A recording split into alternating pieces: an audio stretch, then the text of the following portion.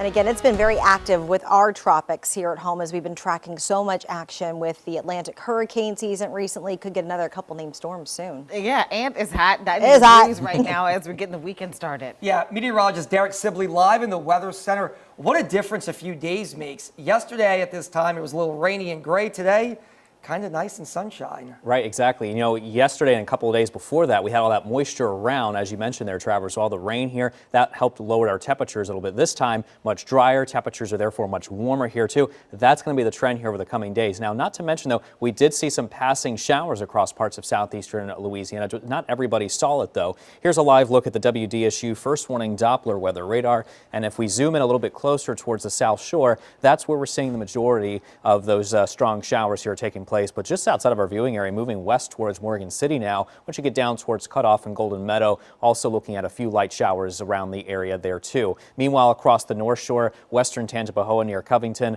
also looking at some showers that if they hold together, they could make their way westward in towards Tangipahoa and also up towards the Hammond area. Some of these showers really started though earlier this afternoon and then basically tracked their way towards the west, and they're still doing so right now. Now, meanwhile, let's talk about the tropics. We're watching another broad area of low pressure that is currently turning here into the southwestern Gulf of Mexico now as we speak. So if this holds together, it could likely develop into the season's next tropical depression or a tropical storm. And in fact, the National Hurricane Center thinks it does have a pretty solid chance of doing so over the next 2 days, 50%, and the odds are now up to 60% over the next 7 days. So we'll closely monitor this here over the next few days here too. Now, meanwhile, I do want to also let you know too that there's another system, small area of low pressure off the east coast of Florida that could make its way west in towards the Georgia coast here, and that has a 60% chance of possible development over the next 7 days, but it's got a very small window of opportunity to develop because you can see it's very close now to making its way inland here too.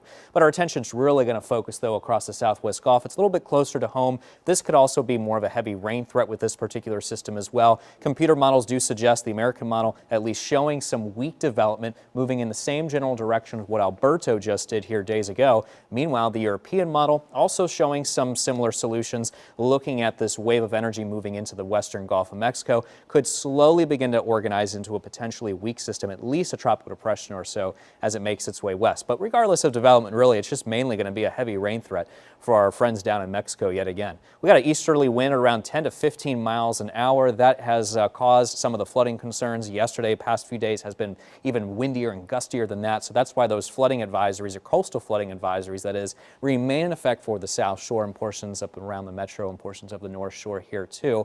Today's high temperatures, we topped off into those upper 80s. Some of us even reached those lower 90s. North Shore, you could argue we were a little bit warmer here this afternoon compared to the rest of us here today. Back to the bigger picture we go. You can see those passing showers continue to move towards the west. We here along the metro continue to remain pretty dry though. That lasts us into overnight tonight here too, and also into early tomorrow morning. So we'll start off with your weekend looking nice as high pressure to our north builds in the upper levels of the atmosphere, causing some dry weather conditions for us to deal with here.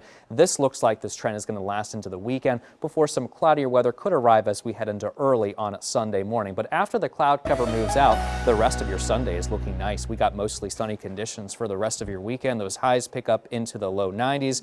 Monday could be warmer than that with a high of about 95, mostly sunny and drier. Some increasing rain chances perhaps as we head into the rest of the next week here ahead.